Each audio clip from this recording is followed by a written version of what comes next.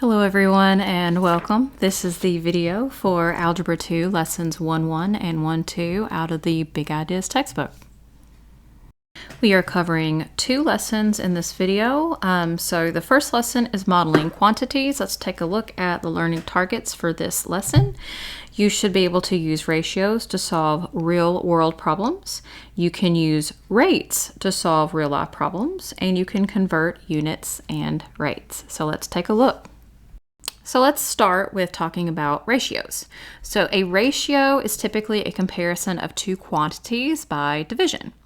So you can write ratios as equivalent ratios as a proportion. So if you've got your highlighter handy, you can go ahead and highlight ratio and proportion.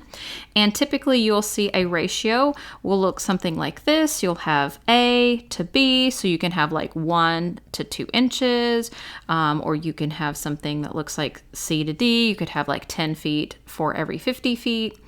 But the neat thing about it is, as long as you have a rate or a ratio, you can set them equal to each other as a proportion. So let's take a look at our picture on our notes. We have a house, we have a person, and we have a tree. And it looks like they're asking you if the tree can possibly fall onto the house. Well, we don't know how tall the tree is, so immediately what I'm going to do is I'm going to make the tree's height X. Now, if you notice, these are both right triangles. Okay, what you can do, since they are right triangles, is you can use them in a proportion. So I'm going to write a ratio for each triangle and set them equal to each other. So if you look at the person here, he is 6 feet tall, but the shadow is 8 feet. So what you can do is you can write the person's ratio as 6 to 8 feet. So just write it like that. And if you look at the tree, you can say the same thing. You can say X compared to 30. So what I'm doing is I'm taking the height of the person and comparing it to the shadow, and the height of the tree compared to the height of the shadow of the tree. Then you can take this and you can write it as a proportion. There are 4 different ways to set this up correctly, but I like to go in this order. And then if you have a proportion, you can just simply cross multiply. I'm going to say 6 times 30 is 180, and then 8 times x is 8x.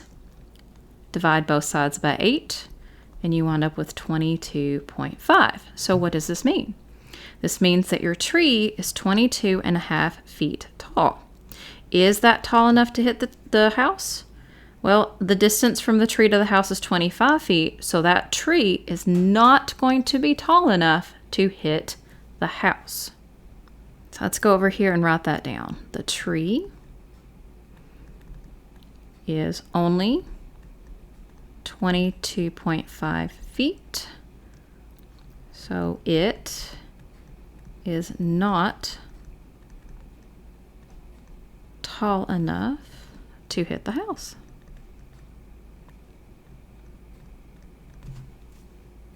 Okay, so in the next example, we're going to talk about a rate. And a rate is a very special type of ratio, except for it is using 2 different units. Now, in the house problem with the tree, both of those were feet. This one, on the other hand, we're going to use something like earned runs per inning. So they're different units. As you can see right here, you can write a rate different ways. You can put 10 meters over seconds in like fraction form, or you can just write it all on one line, 10 meters per second.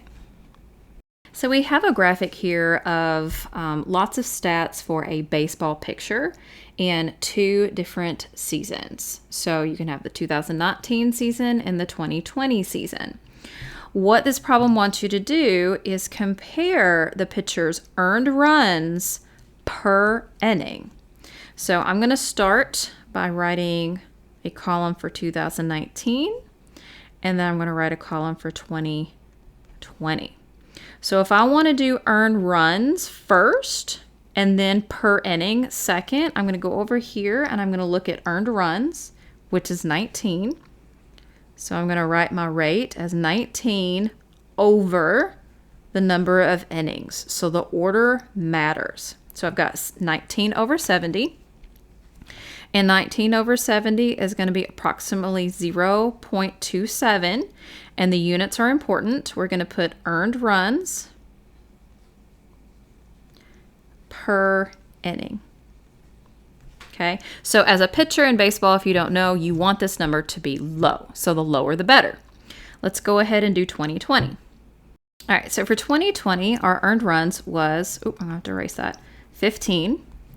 And I had 50 innings. So I'm going to do 15 divided by 50.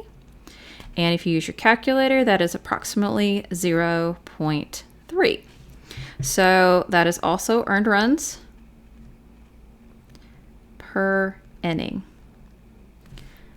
So if you're going to compare it, you're going to say that 2019 had fewer runs per inning than 2020. So if you use that one particular statistic, 2019 was a better season. Now you can run different types of statistics. That's just the one that we went with in this example. So in this next example, this is going to be unit analysis, and I know that you've seen this in science class, like physical work concepts or physical science. This is a very popular ACT question also. So I'm going to show you how I work this out. It's already partially worked out. The question says that we want to convert 3 quarts to fluid ounces. So the way that I set this up, I'm going to take what I'm given. I'm going to highlight that. Try again. So I am given 3 quarts. So I write this here. So I have 3 quarts. Now I'm using something called unit analysis. Sometimes you might hear it called a T-chart. So I draw a line right here. Now that happens to be a long line because I'm going to have to do lots of conversions. You'll see that in a second. And whatever I am given, I'm going to have to convert that. So I'm going to have to convert quarts to fluid ounces. Now, if you look over here, I gave you some conversions, and this is on your Tennessee formula sheet. You will have this available on a quiz or a test, so you don't have to have these memorized. Awesome. You notice that there is nothing that goes from quarts to fluid ounces. Here is quarts. Here is quarts, but this one goes to gallons, and gallons is too big. I don't need that one. I need to go from quarts to fluid ounces. That's what I need to do. You do need to understand the order that this should go in. So you have quarts, and then pints is smaller, and then you have cups, and then you have fluid ounces. So some of this like science background that you've had is going to come into play. So fluid ounces is much smaller than quarts. So you're starting out big, your number is going to be much bigger than 3. So here's how you set it up. So you got 3 quarts here. Look at your conversion, quarts to pints. So I'm going to immediately put quarts here. And the reason why I do that is that's going to allow me to cancel out that unit. That's how this works, okay? So if you have quarts in the top, your conversion has to have quarts in the bottom. Now you have to put the equivalent of 1 quart above that. So it says 1 quart is 2 pints, so you're going to put 2 pints on the top. Here's the problem. You don't want your answer to be in pints, so you have to convert again. So pints on the top, your conversion has to be on the bottom. You need to look, pint is 2 cups. So 1 pint, 2 cups goes on the top. Cancel out pints. Guess what? You don't want cups. You still have to do one more conversion. So let's do cups to ounces. So 1 cup equals 8 fluid ounces. So cups is on the top. That means my conversion goes on the bottom.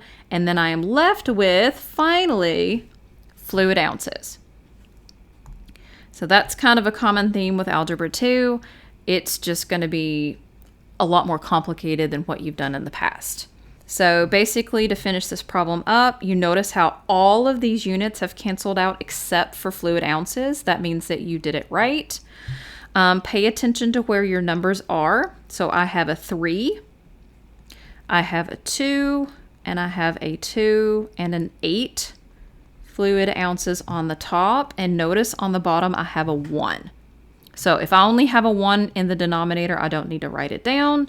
And then I'm just going to use my calculator and multiply all the numbers together, and I wind up with 96 fluid ounces. So if you understood what I did in this last example, I want you to go ahead and try to do the next one without any help. I will tell you that it is a little bit more complicated because you have to do one more conversion than you did in the last example. So if you want to pause the video, go ahead, try it out, check your work. If not, just keep watching. Okay, here's how you start. This is what you are given. So I'm going to write 4.8 gallons, and I'm going to draw my little unit analysis or the T-chart. I'm going to need to make several conversions. There's nothing that goes from gallons to ounces. So I'm going to look at my chart, and I'm going to find gallons to the next smallest unit. So gallons to quarts, that's what I'm going to have to go with. So 1 gallon, 4 quarts.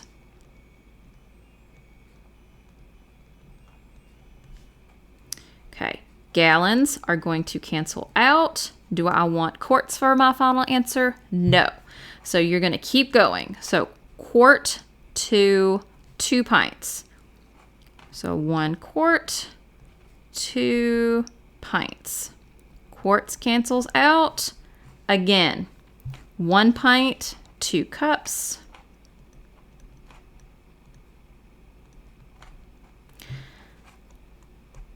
Almost there. The last conversion would be 1 cup to 8 fluid ounces. So 1 cup, 8 fluid ounces. So as soon as you realize that that is exactly what you need, stop canceling anything out. Now, if any of the numbers in the denominator cancel out to the numbers in the numerator, go for it.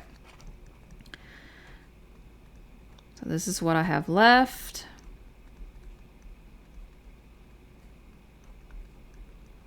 And the only unit I have left is fluid ounces. If you multiply all of that together, you get 614.4 fluid ounces.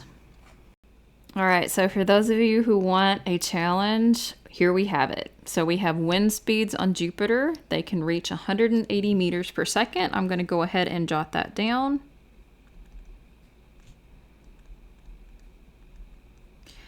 You can write that as a fraction, or you can write it as 1 line. It doesn't matter. Now the next one, I'm going to change colors, and I'm going to write Neptune. So apparently Neptune has some speeds that have been as fast as 1,200 miles per hour. Okay, well that's kind of neat. What it wants us to do is figure out which one has faster winds. Unfortunately, they are not the same units, okay? These are both rates. They have different units in the numerator denominator. You're going to have to convert one to the other. I just feel like miles is much larger than meters. So to me, I feel like it's easier to convert the larger unit to smaller units. So I'm going to convert miles per hour to match meters per second. So that's our goal. The challenge comes into the fact that you're going to have to convert 2 different units. So I'm going to work on miles first. So I have 1 mile. Now that mile is going to cancel out, but it doesn't go directly. There's like a little hint here, but it doesn't go straight to meters. It only gives you kilometers. So I'm going to put 1.609 kilometers. That is almost where I need to go to. You're going to have to lean on that previous learning that you have 1,000 meters in 1 kilometer. So 1 kilometer, you have to put kilometer on the bottom so they can cancel out, and then you put 1,000 meters in the top. All right, now don't get too excited that you've got meters. You still need to convert hours to seconds. Now you can do this in 1 part, or you can do it in 2 parts. I'll do the easier of the 2, okay? So 1 hour is in the numerator. So for you to cancel this hour, you need to put it on the top. So bottom cancels with top. 1 hour is 60 minutes. You need seconds. So 1 minute is 60 seconds. Now, hours has canceled out. Minutes has canceled out. Now look what we have left. Meters and seconds. That's a lot of work, but that's how you need to do it. So just use your calculator and we're going to type in everything. I've got 1200, 1.609, and 1000 on top. I've got meters on top. And then all of these are ones except for the last two. And that is also seconds. So if you just type all that in your calculator, I'll do that work for you. You get approximately 537 meters per second. So let's answer the final question here. It says, which planet has faster winds? Well, Jupiter is 180 meters per second, but Neptune is way faster. It's 537 meters per second. So they're not even close to each other. So Neptune definitely has the fastest winds. All right, so now we're done with lesson 1.1 and on to lesson 1.2, accuracy with measurements. Let's take a look at our learning targets. You're going to want to be able to choose an appropriate level of accuracy, and you're going to figure out where to round numbers when finding estimates. And this lesson is also going to lean on some of your previous learning, such as the volume formula for a rectangular prism. So right at the very beginning, it talks about when measuring, precision is the level of detail of the type of measurements that you're taking. Your first goal is right there. It's highlighted in yellow. The calculated value can't be more precise, so like more specific than the original measurements. So if you are given measurements in inches, then that means that your answer should not have decimal places at all. It can't be any more specific. And in general, usually it can be rounded only one extra place value. So if you're given something in tenths, then you would round it to the nearest whole number. If you're giving in something in hundreds, like 100, 200, 300, you can round it to the nearest thousands. All right, so in our first example, we have a jewelry box. It is a rectangular prism, and we have 3 different measurements. And it's kind of hard to see, but I'm going to give you the measurements right now. For the length, we're going to use 22.5. For the width, it's 11.3. And for the height is 6.5. Now this is centimeters. It does tell you here that it's centimeters. Make sure that we use that in our answer. So it says estimate the volume of the jewelry box. So I'm going to go ahead and write down the formula for the volume of your rectangular prism, aka box. So length times width times height. And I'm just going to plug these in. So I've got 22.5, 11.3, and this should remind you of some of your geometry work last year. If you multiply that out on your calculator, you get 1,652.625. So let's talk about precision. Notice how all of your original measurements have 1 decimal place. Your answer should not have more than 1 decimal place. So in general, I'm going to go ahead and make it 1 place less specific.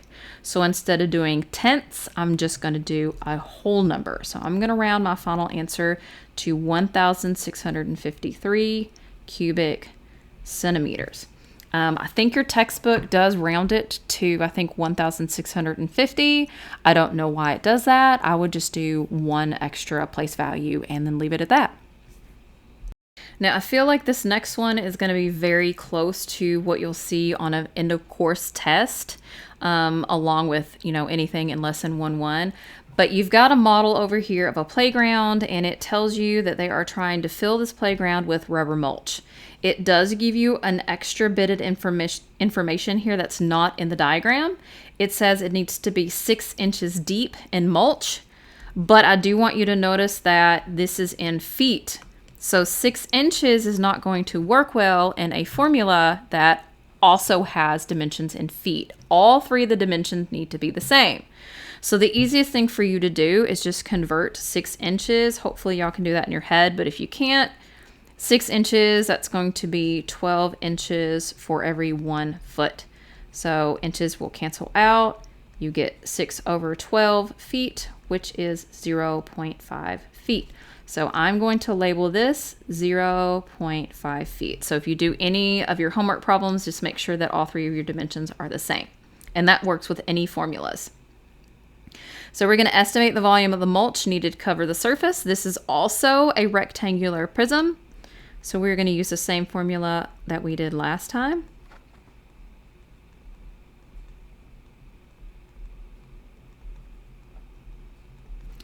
All of these are in feet. Let's talk about precision. So precision-wise, do you see how many places we have here? That's too many places. All of our original measurements were given in either tenths or hundredths. So I'm going to do 1 less place value than tenths. I'm going to round this to the nearest whole number, which is 1,352 cubic feet. And it's cubic feet because it is 3 dimensions. It is volume. Feet times feet times feet. All right, the last question is just going to send this over the top. This is challenging for some people. You've got a 1 ton bag of mulch. That is a lot of mulch. So I'm going to say 1 ton bag. That is equal to 3 cubic yards. So I just wrote it as a symbol. How many bags of mulch? So our answer has to be in tons bags. How many bags of mulch are needed to cover the surface of the playground? So what I'm going to need to do is I'm going to take the final answer I had from the last part, and I'm going to have to convert that. Here's the thing. You don't have a conversion for feet or cubic feet to cubic yards. So I'm going to show you how to do that. Now, if you want to try to figure that out on your own, go for it. Oh, I forgot to write the 2 in here. When you want to convert cubic feet or square feet, be very aware that your conversion unit also has to be cubic feet. So if you go over here and you just put feet and then you put yards here, that's not going to be good enough. And we all know that 3 feet is in 1 yard, but this is cubic and this is not. So how do I make this cubed? You're going to force it. So you're going to raise this whole section to the power of 3. So what that means is you're going to take that right there and you're going to cancel out cubic feet, okay? And that leaves you cubic yards. Extend this because you have to do the cubic yards into 1 ton bags. So I'm going to put 3 cubic yards. See how these are going to cancel out now? And then I'm going to put 1 ton bag on the top. Mark out cubic yards. What do we have left? I have 1,352. Everything canceled out here. And then I have 1 ton bag, which is exactly what I want. And then I have 3 times 3 in the denominator. I'm going to do the math for you. That is approximately 16.3 1 ton bags. Now, if you go to the store, you cannot order 16.3 bags. So what are you going to have to order? Whether you're at the store or you're ordering online, you're going to have to order 17 1-ton bags. So 17 total bags, and you're done. Just let me know if you have any questions on anything, and have fun with the homework.